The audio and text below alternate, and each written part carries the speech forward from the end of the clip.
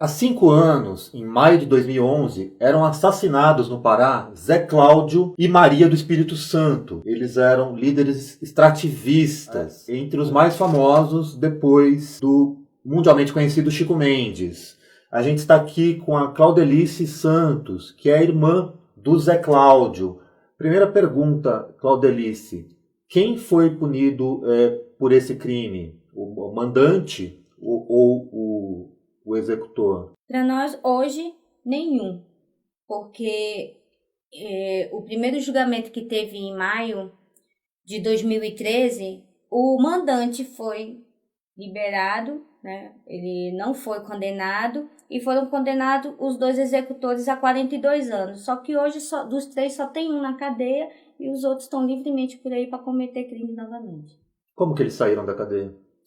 O Lyndon Johnson, em novembro do ano passado, ele fugiu pela porta da frente da prisão, né? E até agora ninguém sabe dizer onde ele está. Simplesmente nós não sabemos se a polícia está em busca do paradeiro dele ou não. Nós, familiares, buscamos de todas as formas saber notícia, se a polícia está fazendo alguma coisa, e não estão.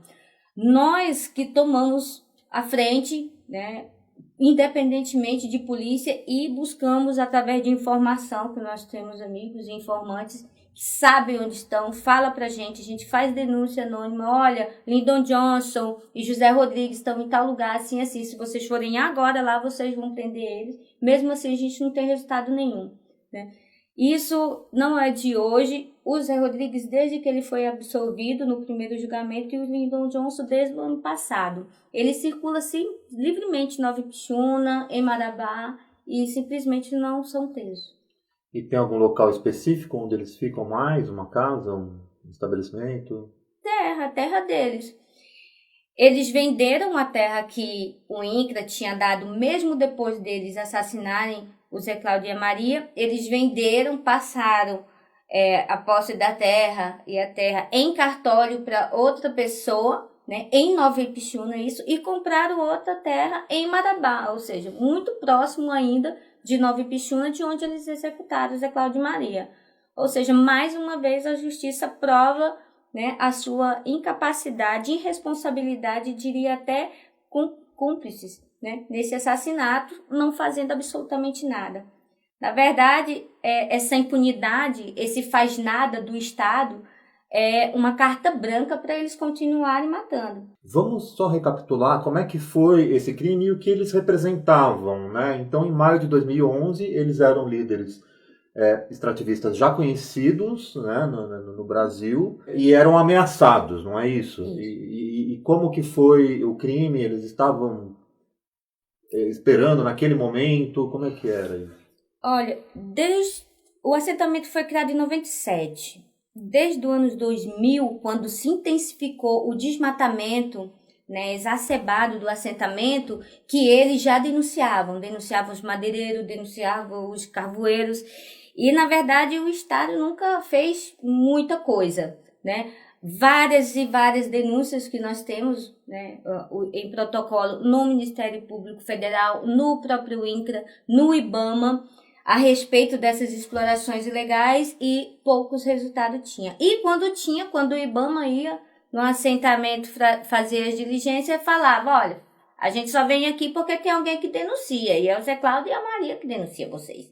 A gente só vem porque tem denúncia. Se não tivesse denúncia, a gente não vinha. Expondo, né? Ou seja, quem deveria proteger, simplesmente ir lá fazer o serviço, não. Ia lá prender motosserra de agricultor, prender motosserra do madeireiro, caminhão, e falar quem foi que tinha feito a denúncia. Tá. A partir daí, intensificou mais ainda o processo de desmatamento, e eles sempre fazendo as denúncias. Em 2010, o José Rodrigues chega para o assentamento, que ele não era de lá, ele não era da nossa região, comprou esse pedaço de terra que tinha muita floresta e tinham 3 famílias de agricultores morando nela. E simplesmente se disse dono daquela propriedade porque ele tinha comprado, e expulsou as 3 famílias a troco de queimar os barracos, de denunciar com a ajuda de outras pessoas e, inclusive, da PM de Nova Ipixuna, né? Chegando ao ponto de levarem uma família inteira da terra e jogar em Nova Ipixuna, fazer eles assinar um termo de desistência da terra, repassando para o Zé Rodrigues, né? Zé Cláudio e a Maria entraram junto com a CPT, fazendo uma denúncia, né, junto à DECA, a Polícia Especializada de Conflitos Agrários, contra essa ação, né, e levou de volta os agricultores para a terra. A partir daí, o José Rodrigues começou a ameaçar diretamente os dois. Disse que eles já estavam mandando vivo-morto. Onde ele ia, nos barzinhos lá do assentamento, nos botecos, ele falava que o Zé Cláudio estava andando vivo-morto. Quando foi em 2011, ele conseguiu executar o que ele planejou.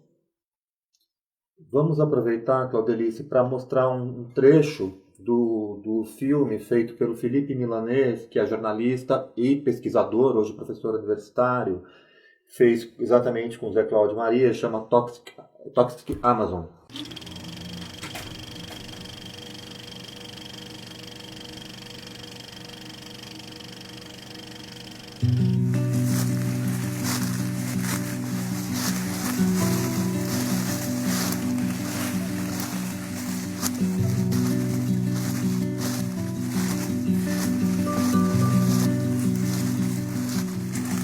Vou mostrar para vocês aqui o orgulho da minha floresta, que é a Majestade. Uma castanheira que é considerada a castanheira gigante, né? Vamos lá?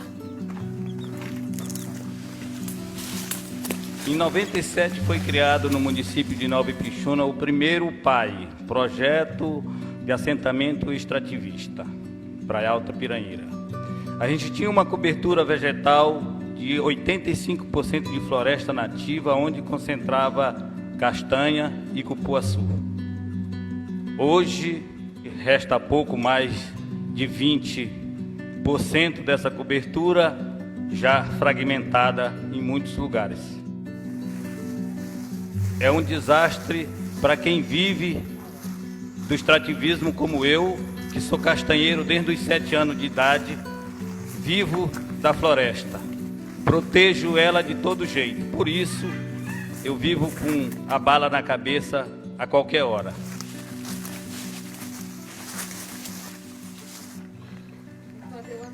Seu Cláudio, como que é todo o teu nome? José Cláudio Ribeiro da Silva. Como que é o seu nome? Maria do Espírito Santo da Silva. A senhora vive com esse receio? Tenho medo porque eles não medem distância. É um consórcio, não é um, são vários, que é do Sindicato Ruralista, é os latifúndios, é os madeireiros e é os cavoeiros. E aí a gente fica na mira que algum dia que Deus o livre venha acontecer um negócio desse, a gente não sabe nem de onde foi que veio. Claudelice, claro que é muito difícil para você. Eu queria saber de onde você tira a força e a esperança diante de tudo que aconteceu. Não me conformar nunca com essa impunidade. Se a gente se acovarda, mais companheiros vão morrer, mais companheiros vão ser tombados. E não é justo para a luta dos movimentos sociais a gente se acovardar. Se a gente se acovardar, mais companheiros vão morrer. Então a gente tem que continuar assim denunciando, tem que continuar assim lutando para que esses assassinos e essas pessoas que contribuem financeiramente com a morte de agricultores paguem o preço também na cadeia. Como está a mobilização para o julgamento em dezembro? Vai ter um novo julgamento e vocês estão também mobilizando movimentos sociais para que haja uma pressão, presença? Sim.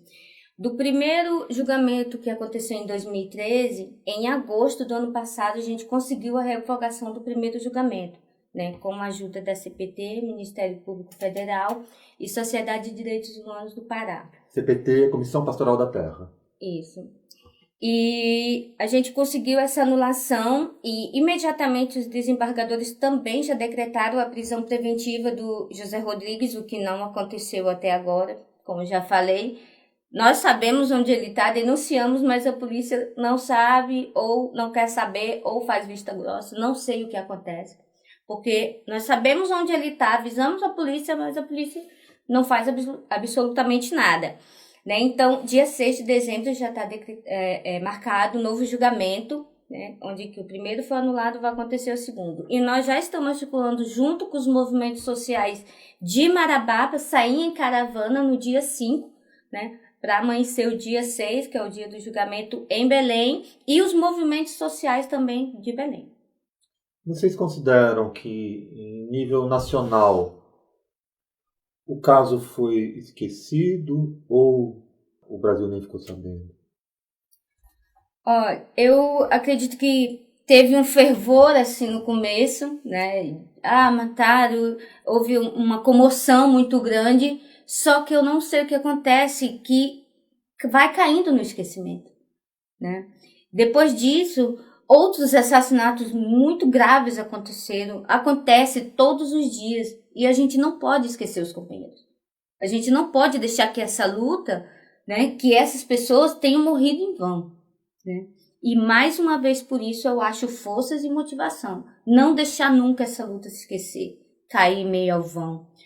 Porque para defender o planeta, para defender o pequeno agricultor, para defender os menos favorecidos são poucos. Agora, para pisar, para matar, para humilhar, aí é muito. E é o muito do capital.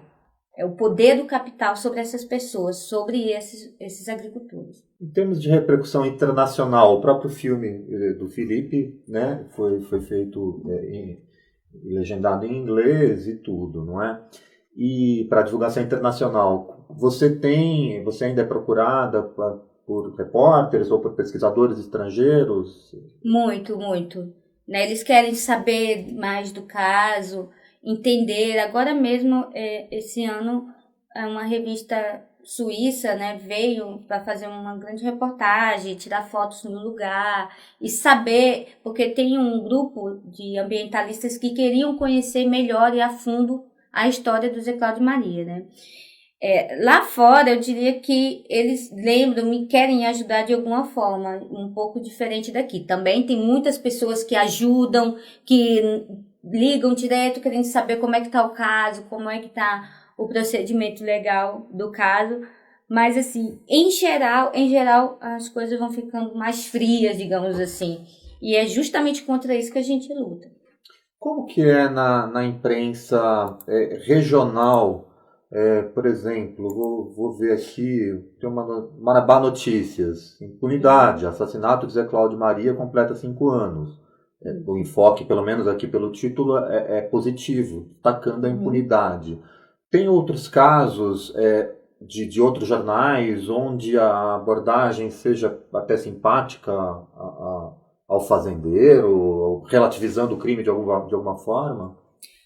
Olha, em Marabá, até que não. Em Marabá. Mas em Belém, inclusive, tem jornais que até hostilizam um pouco, dizendo que, né, o Zé Cláudio tinha uma serraria. Ele denunciava, mas ele tinha uma serraria, né? Não ia pelo assentamento ou não buscou a história a fundo para entender o que realmente era o caso e tudo mais. Simplesmente pegaram informações aleatórias e fizeram um texto absurdo, assim. Que a gente ainda está conversando e pensando como a gente vai agir sobre isso, porque se é um jornal, ele tem que dar a informação correta para a comunidade, para a população, e não pegar histórias soltas, né, montar uma história e vender para as pessoas. Não é assim que funciona. Isso não é de agora, foi assim que aconteceu o assassinato, foi em 2011, né, e a gente só está tendo forças agora para analisar criticamente o texto e entrar com uma ação. Outra foto do Zé Cláudio aqui, né? O que significa cada árvore, né? Ele falou rapidamente nesse trecho do vídeo, né? Quer dizer, tem uma árvore que o mercado vê, ele até falou isso uma vez, né? Cifras, né? Vê um monte de cifras. Exato. E que ela sustenta ao longo da vida, né? E não R$500 que pode né? 550. Na época era vendida uma árvore desse porte por R$ 50 ao madeireiro. Ou seja, é um absurdo, né? Uma árvore dessa que produz muito durante vários anos, né? Que pode dar um retorno financeiro para o proprietário vários anos em apenas 10, 15 minutos ganhar R$ 50 e nunca mais ter o recurso dos frutos. A relação da nossa família com a floresta, com uma região, sempre foi muito estreita. Nós somos filhos de Marabá, da região de Marabá, né? Da bacia do Rio Tocantins. Então, o amor que a gente, como ele falou, desde 7 anos, nós nascemos e nos criamos na roça. Então, a nossa relação com a mata, né, com o interior é muito grande, né? Não era só um ambientalismo trazido de fora, não, isso está no nosso sangue, na nossa veia. Então, era esse o amor, que não era pregando uma coisa de boca para fora, era praticado, é praticado por nós. O lote dele está lá, intacto, do mesmo jeito que ele deixou, e é assim que a gente quer continuar. Agora a família está com a pretensão de fazer uma fundação Zé Cláudio e Maria, né, para formação de agricultores e também montar uma escola agrícola para os filhos de agricultores da região. Aí seria em Nova Ipixuna. Em Nova Ipixuna, no lote, na terra que era do casal. Em Marabá, a Comissão Pastoral da Terra tem uma das unidades mais ativas da Amazônia. Como que foi esse apoio e esse apoio? Total, sempre tiveram, desde dos primeiros diálogos para a criação do assentamento agroextrativista, CPT e outros movimentos sociais, sempre estiveram junto no apoio, na formação, nas questões jurídicas, sempre a CPT esteve junto nesse sentido. Tem uma outra foto aqui que não é tão bonita. Esse é o Lyndon Johnson. Esse é o Lyndon Johnson, que está fugido desde novembro do ano passado. Que é irmão do fazendeiro, que você disse que ele José não é Rodrigues, que é o mandante. Que ele veio de onde? De que estado? Ele veio do interior do próprio Pará, mas do interior, de outro lugar. Certo. José Rodrigues, você falou há pouco do INCRA, né, distribuindo terra. Isso é muito grave. O INCRA distribuindo terra para o acusado de ser o mandante, né? E ainda não condenado, por isso que é acusado. E como assim? Alguém do INCRA fez algum tipo de justificativa para isso? Olha, o próprio superintendente fez isso, né? Então, mesmo depois do assassinato, a esposa do José Rodrigues, ela foi assentada, com direito a todos os benefícios que um assentado da reforma agrária tem, né? Ora, se os lotes da reforma agrária não são para venda e ele havia comprado e expulsado 3 famílias, uma terra que dava para ficar 3 famílias, ficar só um que se dizia ser dono através de compra, é totalmente contraditório, né? Então, e só saiu de lá porque eles venderam e saíram esse ano de lá. 5 anos depois, né? Não porque o INCRA foi, interviu, fez alguma coisa, e sim porque eles simplesmente quiseram sair. Então, o próprio Estado, através de suas várias vertentes, faz com que a impunidade se propague, continue. E aí fica complicado para as famílias continuar lá com a atenção que tinha da presença dele e de outros que ainda estão lá. Mas o José Rodrigues e a família dele representavam uma atenção muito grande para o assentamento. É tanto que agora eles foram embora, né? E eu digo que o clima lá está mais leve. Né, tá mais tranquilo, as pessoas agora conseguem falar um pouco mais calmamente sobre o assunto, mas enquanto eles estavam lá, não conseguiu. Mas ainda tem sim pessoas lá que contribuíram. Essas 3 famílias expulsas estão onde agora? Olha, uma foi para o Amazonas, o outro foi para o Maranhão e o outro continua na região de Marabá. Inclusive, nós estamos atrás dessas pessoas porque elas são testemunhas do caso, e a gente precisa que elas estejam dia 6 em Belém para testemunhar a nosso favor, né? Eles tiveram suas casas queimadas, sua produção comida pelo gado do José Rodrigues e do Gilzão, né, dentro do assentamento, tiveram, né, as suas lavouras saqueadas, né? Então, isso não pode ficar impune. Eles continuam com medo, né? E nós também, mas a gente continua na luta e a gente vai conseguir colocar o José Rodrigues na cadeia. Tem outro personagem nessa foto que é a polícia. Bom, a gente tem Polícia Civil, Polícia Militar, cada uma tem o seu papel aí no caso. A Polícia Militar, a gente sabe que historicamente alguns de seus membros, ou vários de seus membros, participam ativamente junto com jagunços, né, de ações violentas no campo. Como que foi o papel, primeiro da Polícia Militar, nesse episódio?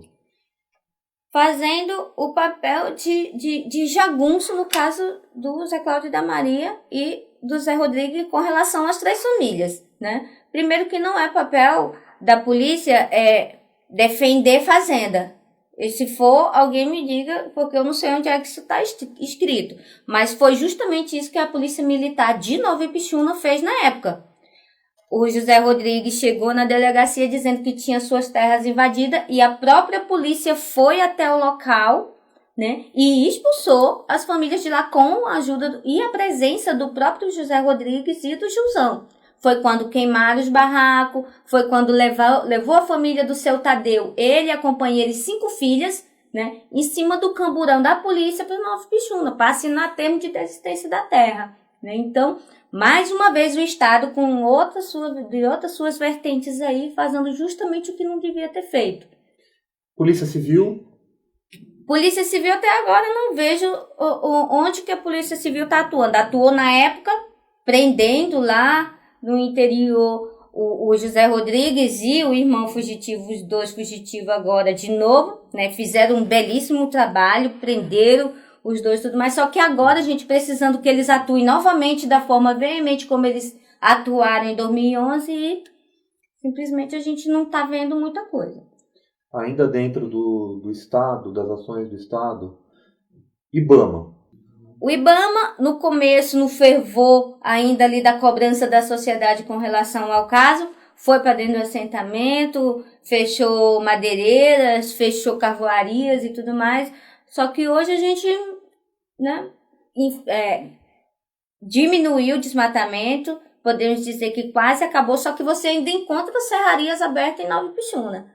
Né? Ou seja, o IBAMA inicialmente fez aquele bafafá todo, como a gente costuma dizer, né? Chegou, fez e aconteceu, derrubou, não sei o quê. Só que aí agora está um pouco afastado, né? Está um pouco não, totalmente afastado. Nunca mais eu soube de ação nenhuma do IBAMA dentro do assentamento.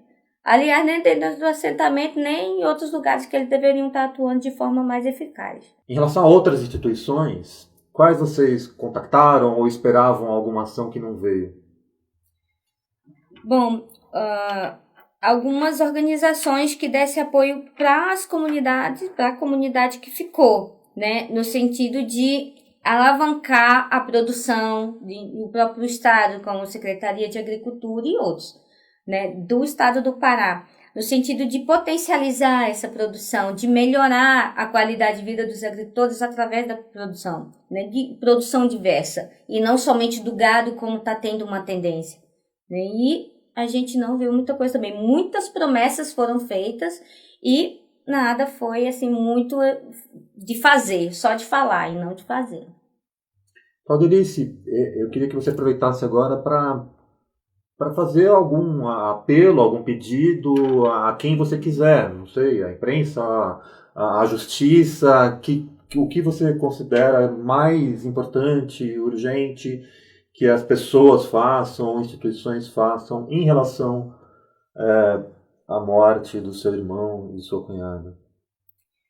Bom, eu gostaria de pedir que as pessoas denunciassem os casos de abuso de poder, né? Que as pessoas denunciassem os casos onde tem pessoas correndo perigo, pessoas que estão com situação veemente ali de morte, porque a morosidade do Estado é grande, a irresponsabilidade também. Desde 2002 que o Zé Cláudio e a Maria eram ameaçados, o Estado nunca fez nada eficaz no sentido de proteger, de defender, para que eles continuassem na defesa de um bem que é de todos.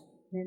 Dia 6 vai ter o julgamento, a gente espera que a sociedade se mobilize. Quem puder comparecer, vá para frente do fórum, a gente vai fazer mobilização em frente ao fórum, sim, e pedir para o Estado, pedir para o Poder Judiciário, façam o seu papel. Nós, enquanto sociedade, estamos fazendo o nosso papel em defender o bem comum, E o que a gente espera é que o judiciário faça o mesmo. E não o contrário, como tem sido e o histórico do Estado, né? Com relação ao primeiro julgamento em que absorveu, conseguimos a revogação e agora vai ter uma nova oportunidade de fazer o certo. Coloquem esse criminoso na cadeia, que é o lugar dele.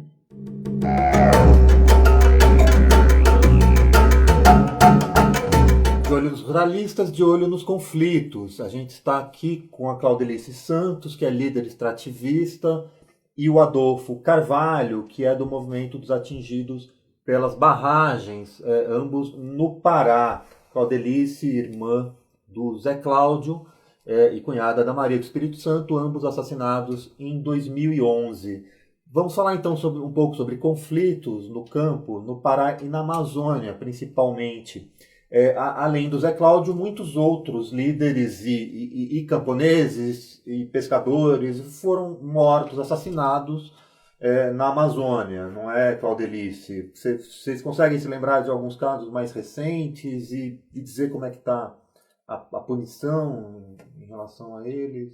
Dentro do contexto da região sudeste do estado do Pará, nós podemos pegar agora, nesse período recente, o caso do ataque ao acampamento Hugo Chaves, um acampamento que é ligado ao MST, que foi atacado pelos pistoleiros, o qual os pistoleiros chegaram, foi feita uma ameaça, atacaram, tocaram fogo nas residências, acabou com uma lavoura. Então esse é um dos casos mais recentes que a gente tem, que ocorreu agora dia 11 de setembro.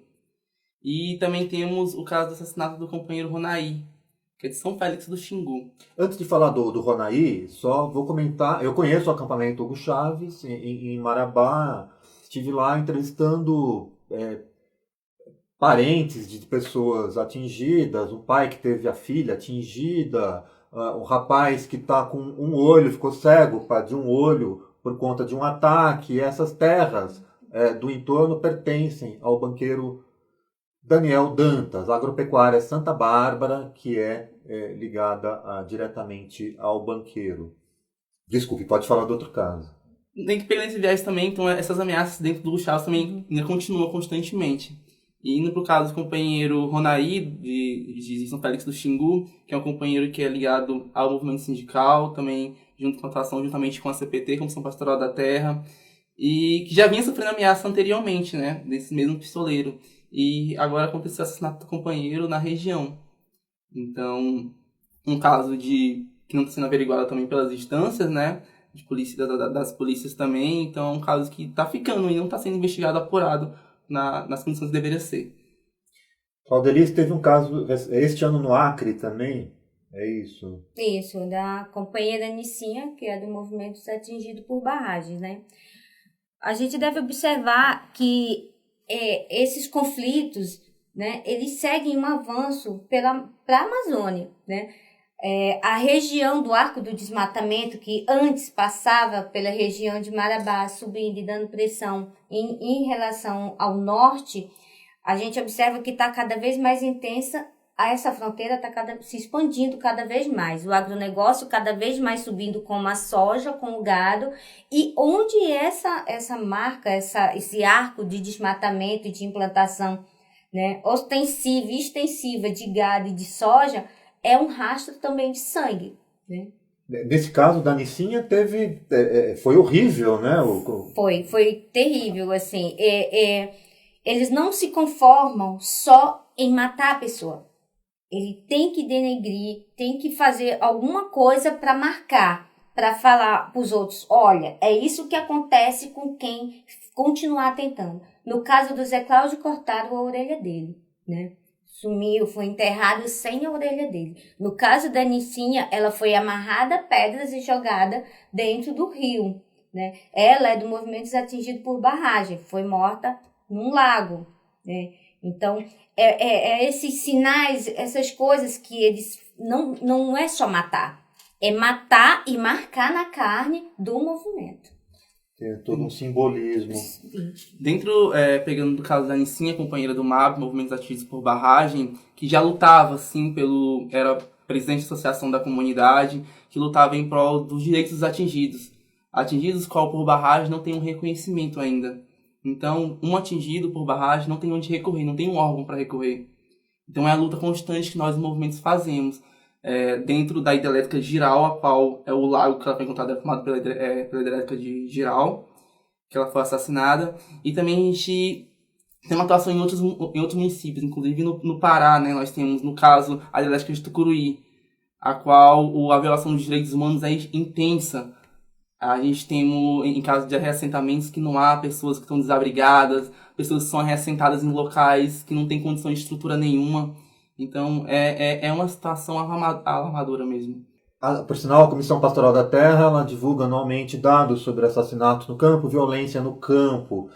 A gente está aqui no próprio site do De Olho nos Ruralistas, que é deolhonosruralistas.com.br. É uma notícia recente sobre Rondônia. Você falava do Arco. Rondônia tem 106 áreas com conflitos de terra, dados do Ministério Público, no caso. E Rondônia teve um caso recente, inclusive, de dois, também de um casal assassinado, um casal da Liga dos Camponeses Pobres. Foi agora, há um mês, salvo engano. E aqui a gente tem imagem de um dos conflitos na região. Rondônia é onde tem hoje o maior número de assassinatos no campo no Brasil. Chegou a ultrapassar o Pará, que historicamente, nos últimos 30 anos, vinha sendo o líder. Antes era a Bahia. Eu vou perguntar para vocês, aproveitando que a gente está aqui no site, a gente fez, está aqui, o Arco Político do Desmatamento. A gente fez uma série de reportagens sobre os candidatos a prefeito e vice-prefeito nas eleições e identificou vários dados importantes. Por exemplo, 17 madeireiros tentam ser eleitos nos 52 municípios que mais desmatam no país, municípios do Arco do Desmatamento. Ou tem outra aqui parecida, né? 18 políticos têm 50 mil cabeças de gado no Arco do Desmatamento, novamente. Isso em 52 municípios, não são os 300 do Arco do Desmatamento, porque aí o número seria maior e não daria tempo da gente fazer também a tempo esse levantamento. Então, do ponto de vista político, Claudelice e Adolfo, né? Quem que foi eleito, né, nessas cidades? É gente que vai defender camponês? Não, é gente que não gosta nem um pouco de camponês, né? De militante, no caso dos militantes, eles querem ver mortos, no caso, e eles estão conseguindo se apropriar também agora do poder público, né? Através, claro, das eleições aí, com a compra de votos, porque eles têm dinheiro para bancar, têm dinheiro para comprar, né, os votos, e estão agora também se apropriando desses campos, né? Observe que o poder do capital, ele sempre usa meios, sempre usa brecha de continuar explorando o povo, né? Explorando a consciência do povo. E é isso que está acontecendo, né? Se você for buscar a origem desses políticos e desses madeireiros que estão tentando entrar no poder através da política, pouquíssimos são de lá mesmo. Eu diria que quase nenhum é do estado do Pará, ou do estado do Amazonas, ou do estado de origem, de onde eles estão tentando se eleger. São tudo vindos de fora.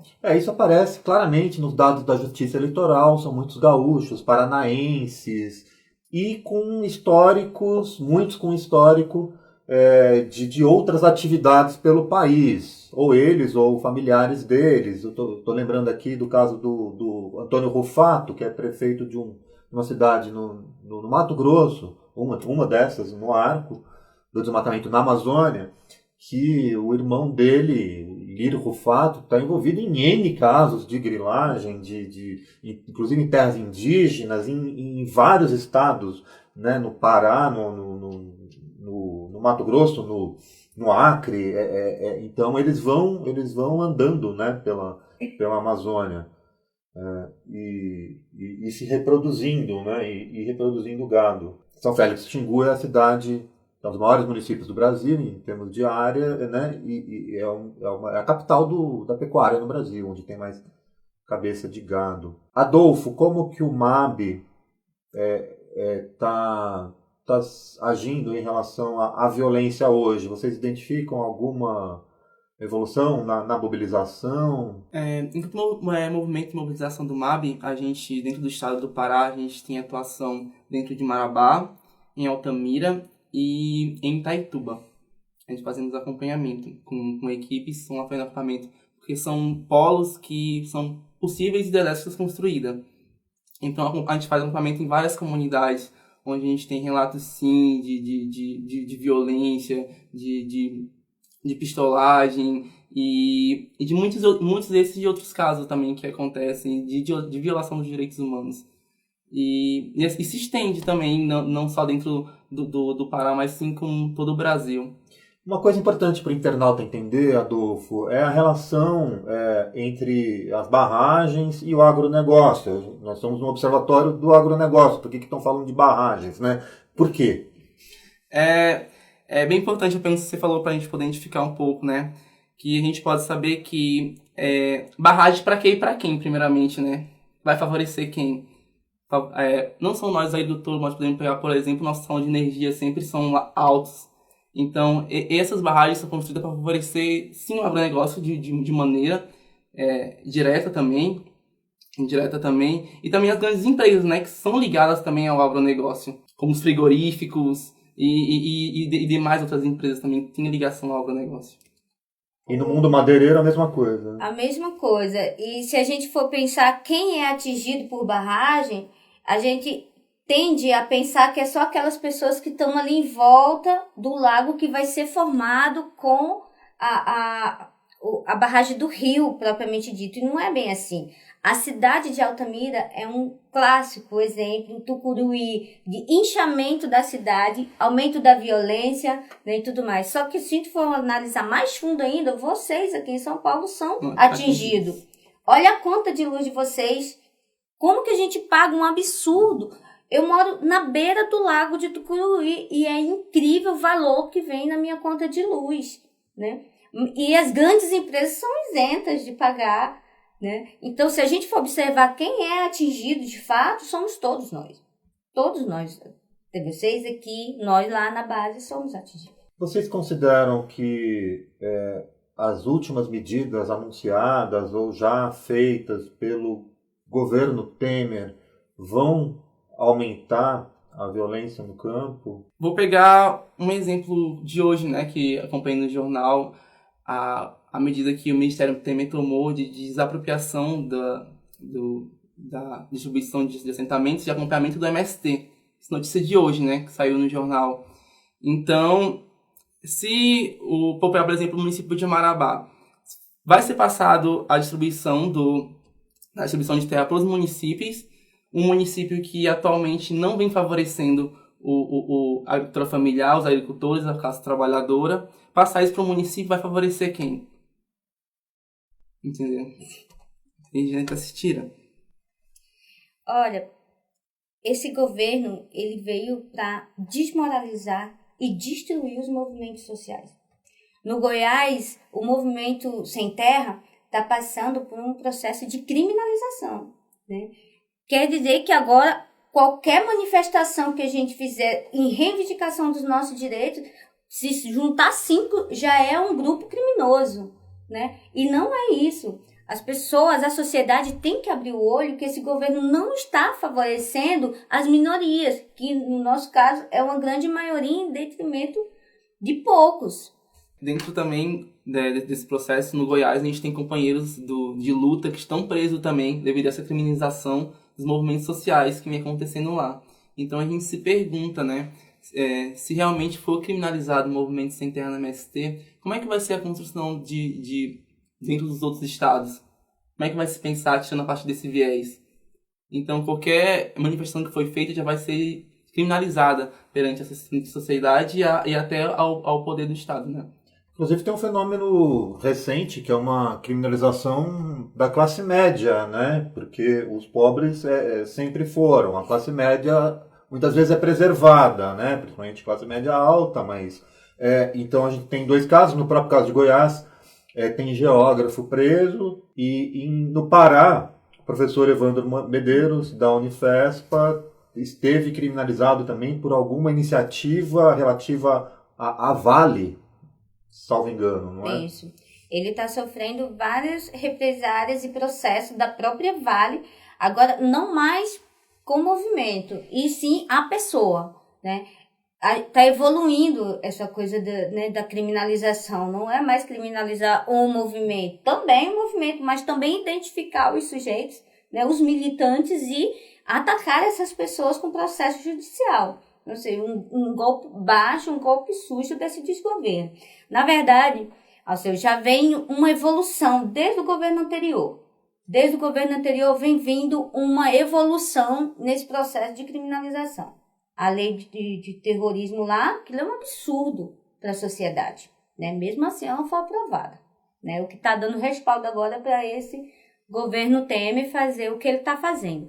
Mas dentro do nosso campo agrário, o próprio INCRA o governo já vinha tirando poderes do INCRA, por exemplo, em fazer habitação direto pelo INCRA. Aí tirou do INCRA, passou para a Caixa Econômica, aumentou a burocracia e mudou para um tal de Minha Casa Minha Vida Rural, e que burocratizou muito para os agricultores acessarem, né, esse direito. Então, é um processo evolutivo e que não é lento. Está sendo muito rápido, no sentido de tirar direito ou dificultar o acesso a eles.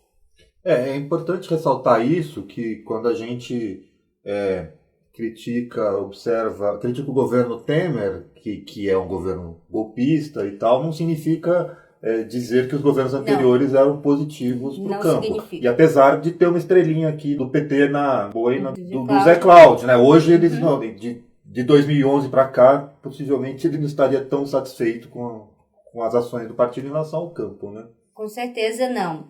Na verdade, o Partido dos Trabalhadores mudou muito ao longo do seu governo, né? E decepcionou muito sua base militante, né? Então, que esquerda nós temos hoje, né? E que direita nós temos hoje, né? A revista Veja, se eu não me engano, ontem, hoje, sei lá, lançou uma matéria, A Força da Direita, que foi força destruidora, né? Uma força que está acabando com a gente lá na base. Se com um governo que se dizia de esquerda já acontecia a quantidade de assassinatos que acontecia, olha a evolução agora. 106 áreas de conflito mapeado. E só em Rondônia. Só em Rondônia. Imagine, vamos observar esses números, sociedade, vamos analisar isso e colocar na balança. O governo passado não foi grande governo. Esse governo agora está sendo um desastre em pouquíssimo tempo que está aí. Por falar em números, os cortes para a reforma agrária, para comunidades quilombolas, para povos indígenas, é extraordinário, porque realmente são números muito significativos, né, Adolfo? Sim, podemos pegar, por exemplo, também o corte do Ministério do Desenvolvimento Agrário, MDA, que já, a partir desse corte, perdemos vários benefícios, até próprio dentro do próprio INCRA. E o INCRA agora tá como uma casa, sem nada, você vai tentar resolver alguma coisa, você não consegue, porque foi tirada toda a autonomia que o INCRA tinha, porque era o local que nós, como agricultores, iríamos recorrer. O INCRA de Marabá. O INCRA, isso. Todos. Que é do polo regional. Conta isso direito, como é que é? Estão meio fantasmas, não estão recebendo, tem pouca gente, como é que é isso? Sim, recebe, mas o que eu quero dizer é que o poder de tentar resolver. Então cria-se uma burocracia imensa para poder resolver uma situação que antes a gente conseguiria resolver só com a presença do INCRA. Então, a partir dessa tirada de poder, de recursos também que a gente conseguiria via INCRA, acabou se tornando toda essa burocracia.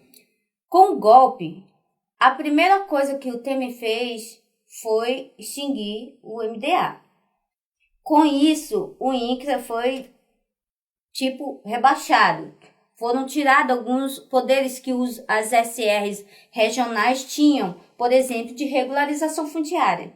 E o próprio Temer falou que não vai mais fazer regularização fundiária, vai somente fazer gestão do que está lá, ou seja, esquece criação de assentamento enquanto tiver esse governo, né?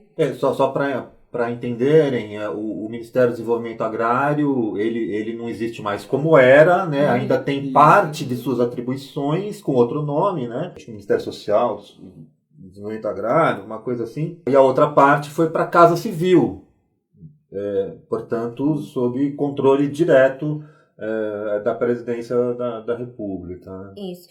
Um dos agravantes dessa decisão desse governo é também a do TCU, que o TCU bloqueou todas as pessoas em RB com aquele tal título de fazer um pente fino, um levantamento, não sei o quê. Claro, tem muita irregularidade? Tem, claro. Só que penalizar agricultores que precisam de fato, que estão lá na base, trabalhando dia a dia para manter a produção de alimento saudável para esse país, né, tá ameaçado. Estão com suas RBs bloqueadas, sem poder acessar seus direitos por causa do TCU. Né? Então, somos a favor, sim, que aconteça esse pente fino do TCU com relação aos assentados, só que dê aos agricultores o que é deles de fato, que é o direito de acessar. O TCU, Tribunal de Contas da União, tomou essa decisão de paralisar a reforma agrária depois de uma reportagem no Fantástico, uma reportagem correta até sobre os desvios nos assentamentos, venda, inclusive para políticos, para centenas ou até milhares de políticos, de pessoas, de empresários, de pessoas com dinheiro que não poderiam estar naqueles assentamentos. Então, a parte das irregularidades, ok, mas aí logo depois, por coincidência, pararam, né? Enfim, a reforma agrária, como se por uma fraude no SUS se paralisasse o Sistema Único de Saúde. Mais ou menos isso. Bom, o que o TCU alega? Que pessoas que recebem acima de 15 mil não podem ser beneficiadas da reforma agrária. E se o agricultor produz alimento, comida, que garante ele uma renda anual de 15 mil? Né? Esse agricultor deve ser penalizado e ser retirado da terra porque recebe 15 mil? Né? Você tem relatos assim de pessoas que estão sentindo na pele isso, conhecidos seu ou do Adolfo? Temos. A minha irmã, ela é beneficiária da reforma agrária e ela está bloqueada. Por quê? Ela é professora concursada dentro do assentamento. Não pode. Ora, se ela estudou dentro do PRONERA, que é o Programa de Educação Nacional da Reforma Agrária, do próprio governo federal, ao longo aí de 8 anos, se tornou pedagoga para trabalhar dentro do próprio assentamento, né? E é concursada do município, por que ela está bloqueada? Se ela teve todo um esforço e auxílio do próprio governo para estar no status de agricultora e pedagoga dentro do próprio assentamento. Quer dizer que o agricultor não pode estudar e evoluir para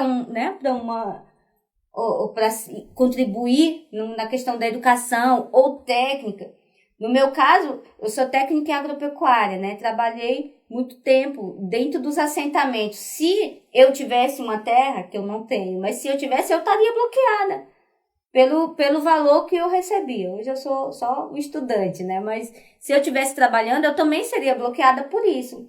Né? Então, o governo tem que fazer sim esse pente fino, tirar sim o direito de pessoas que não merecem mais, olhar os casos, caso a caso. Por falar, você falou que é estudante, aproveitar para contar que eles estão aqui em São Paulo por causa de um curso, né, que eles estão fazendo, bancado pela Universidade Federal do Sudeste do Pará, não é? A Unifespa, em parceria aqui com movimentos sociais, inclusive, com Via Campesina, são 50 vagas, né? Como que está sendo esse curso aí e o que vocês esperam a partir dele? Eu acho que é interessante a gente buscar um pouco de como surgiu esse curso, né? O curso de Direito da Terra, que é um curso de bacharelado de Direito voltado para filhos e filhas de agricultores, surge a partir dessa demanda, não só no estado do Pará, mas sim em todo o Brasil. Tem 5 turmas em andamento e nossa é a 6ª turma, mas dentro dessas 6 turmas já tem uma formada, que é no estado do Goiás. Então, a partir de bastante luta dos movimentos sociais do estado do Pará, porque não é só chegar e falar assim, vamos fazer um curso de Direito da Terra, tem que ter sim um aceitamento da universidade, tem que ter um diálogo extenso. Esse ano surge o edital, foi aprovado pela universidade, a partir do momento que surge a Unifespa, que é a Universidade Federal Sul e Sudeste do Pará, que se desagrega da UFPA, que surge na região do Sul e Sudeste, dá um impulso a mais a gente conseguir esse curso. E surge o edital e abre a inscrição para esse curso. foram inscritas mais de 2.000 pessoas, onde foi feita uma série de análises, de homologação, de provas, de entrevistas. Então, desse total de pessoas, passaram as 50 pessoas que estão hoje cursando esse curso em prol dos movimentos sociais e realmente de defender a classe trabalhadora, que é os agricultores, as agricultoras, que a gente sabe que não tem poder e também para estar fazendo essa atuação. Não tem condições também para fazer essa atuação. Qual o sentimento, Claudelice, entre os alunos do curso? Qual a percepção deles sobre o que está acontecendo no país hoje, todas essas medidas do governo Temer em relação ao campo e tal? O que vocês conversaram lá? O que você ouviu? O que já é consenso em relação ao que está acontecendo? Bom, o sentimento é de como é que a gente vai continuar tendo universidade com esse governo de corte. É um governo de corte. Agora mesmo a universidade está prestes a entrar em greve porque os cortes não vão dar suporte para que as atividades aconteçam, né? Então, esse governo já vem provando desde o primeiro dia que foi postado que é incapaz de contribuir com a educação desse país, né? E o consenso da turma é que se for preciso a gente ir para a luta, a gente vai para a luta com todas as outras universidades que estão sofrendo corte, que não é só a Unifesp no Pará, né? Hoje, na nossa reunião da Via Campesina e representantes de todas as turmas de direito da terra do país, a conversa de todo mundo é isso, é que todas as faculdades estão sofrendo cortes muito severos e que vai inviabilizar, né, as aulas, até serviços, né, terceirizados dentro da universidade vai ser cortados. Então, o sentimento é de perda, mais uma vez. Nossa turma são 50 alunos de filhos de agricultores e agricultores que já têm marcado na carne essa coisa da violação dos direitos, né? E lutar contra isso, estudar para nós estudar direito para nós é um caso de muito orgulho, porque a gente vai poder contribuir mais especificamente, diretamente com a nossa comunidade, com o nosso povo que sofre tanto com essa questão da violação. Não só, né, os agricultores e agricultoras, como também as comunidades, né, da zona urbana também. Pois é, Adolfo, o que o pessoal das cidades, da zona urbana pode fazer para barrar essa onda de retrocessos e especificamente em relação ao direito à educação, que, pelo que ela falou, está em risco? Eu acho que, primeiramente, a população tem que parar um pouco e pensar e se mobilizar o que realmente está acontecendo, né? Realmente pesquisar e nós, movimentos sociais, acreditamos e também vemos que a mudança acontece a partir do momento que você vai para a rua, você vai para a luta. Então, acho que sim, a gente tem que pegar e ir para a luta e sim, reivindicar os nossos direitos que estão na Constituição. Por sinal, o MST, Movimento dos Trabalhadores Rurais Sem Terra, está preocupado, está fazendo uma discussão sobre o impacto da reforma no ensino médio, né, do golpe no ensino médio, que é um golpe por medida provisória, né, desse governo, o impacto dessa MP na educação do campo, né? E então é outro tema aí, Claudelice, a gente podia encaminhar então palavras finais sobre isso e sobre os próximos tempos no Brasil. Olha, a educação está seriamente ameaçada com esse governo, e não só nesse campo federal, não.